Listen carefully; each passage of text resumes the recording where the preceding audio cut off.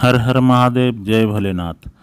ईश्वर पर विश्वास न करने वालों का एक तर्क यह है कि मृत्यु के संबंध में जब कोई नियम नहीं है तब यह मान लेना कि इसका नियंत्रण किसी शक्ति के हाथ में है, पागलपन के अतिरिक्त और क्या है। यदि किसी साधारण शासक को भी मृत्यु का नियंत्रण प्राप्त होता तो वो कोई न कोई नियम अवश्य बना लेता। नियम का अभाव तथा प्लेग, हैजा आदि का एक ही स्थान पर टूट पड़ना यह सिद्ध करता है कि ईश्वर नाम की कोई चीज़ नहीं है।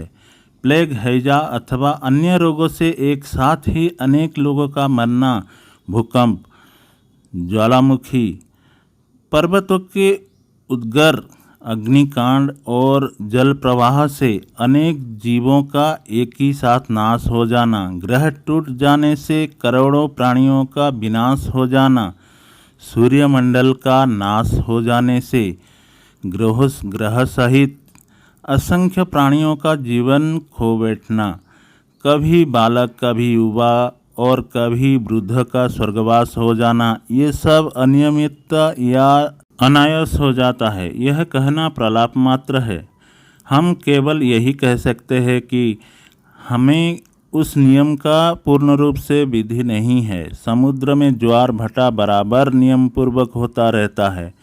यह क्यों होता है और कैसे होता है इसका पता न्यूटन ने लगाया, लेकिन इससे पहले जब जगत को यह सब मालूम नहीं था उस समय भी ज्वार भाटा नियम पूर्वक हो रहा था। इसी तरह मरण के विषय में आज तक हमें कोई नियम नहीं मालूम हुआ, इसीलिए हम इसे नियम रहित नहीं कह सकते। मृत्यु दो प्रकार की होती है, काल मृत्यु और अकाल मृत्यु। पूर्ण आयु भोगने पर जो मृत्यु होती है उसे काल मृत्यु, और आयु शेष रहने पर भी कोई दुर्घटना या विघ्न उपस्थित हो जाने पर जो मृत्यु होती है उसे अकाल मृत्यु कहते हैं। जिसी तरह कोई लालटेन 12 घंटे तक जलने लायक तेल भरा रहने पर भी अचानक क्षीण वायु का झोंका लग जाने पर 5 मिनट में ही बुझ जाती है, उसी तरह किसी विशेष कारणों से अकाल मृत्यु होती है।